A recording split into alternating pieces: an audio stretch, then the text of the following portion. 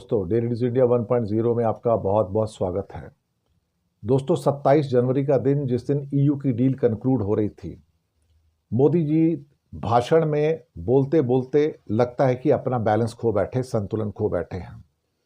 बहुत दिनों से भरे हुए बैठे थे कि मुझे जवाब देना है, और अल्टीमेटली वो चाइना के ऊपर और अमेरिका के ऊपर अटैक कर बैठे साहब, और बोल दिया कि कुछ देश रेयर अर्थ को और टेक्नोलॉजी को वेपन बना के यूज कर रहे हैं।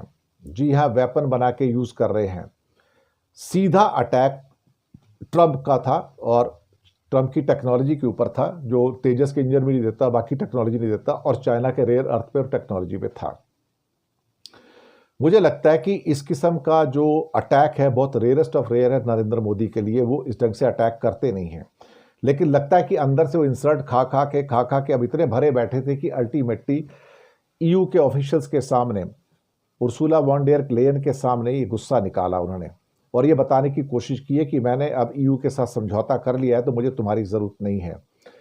मुझे लगता है कि मोदी ने शायद एक बहुत बड़ी गलती की है, प्रोवोक किया है, बहुत बड़े लेवल पे प्रोवोक किया है।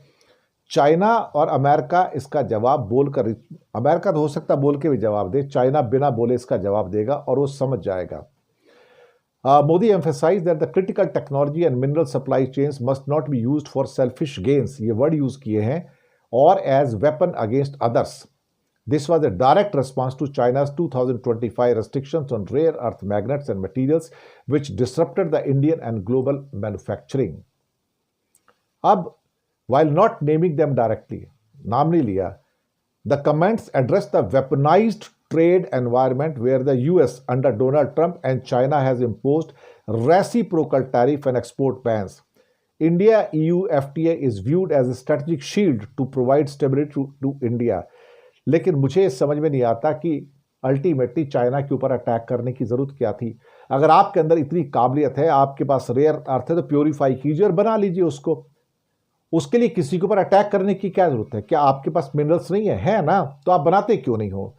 ये कहना कि आपके पास अगर आपने टेक्नोलॉजी यूज किया, आपने बना लिया, तो आप उसको वेपनाइज कर रहे हो, आप उसको हथियार के तौर पर यूज कर रहे हो। मुझे लगता है कि मोदी ने अपने पैरों पे कुल्हाड़ी मार ली है, अच्छी खासी कुल्हाड़ी मारी है। इसका जवाब अमेरिका भी देगा और चाइना देगा, और चाइना तो बहुत किस्म की टेक्नोलॉजी दे रहा है भाई। अल्टीमेटली आप क्या करोगे इसके बाद में? अमेरिका टेक्नोलॉजी दे रहा है, वो कहेगा ठीक है, अभी तुमने बोल दिया तो भुगतो बैठ के, मैं तुम्हें बताऊंगा कि मैं क्या कर सकता हूं। क्योंकि अमेरिका भी बहुत किस्म की टेक्नोलॉजी के ऊपर रुकावटें डाल के बैठा हुआ है। भारत की प्रॉब्लम यह है कि हमारी मैन्युफैक्चरिंग शून्य है, जीरो है बिल्कुल। हमारे पास एडवांस मैन्युफैक्चरिंग के नाम पे शून्य है, हमारे पास कुछ नहीं है।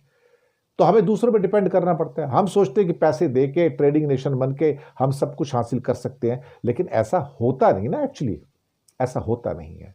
ये बहुत बड़ी एक दिक्कत हमारे सामने आ गई है। लेकिन मोदी जी को अटैक करने की जरूरत नहीं थी, उन्होंने अपने पैरों पर कुल्हाड़ी मारी है, यही मैं कहूंगा। धन्यवाद।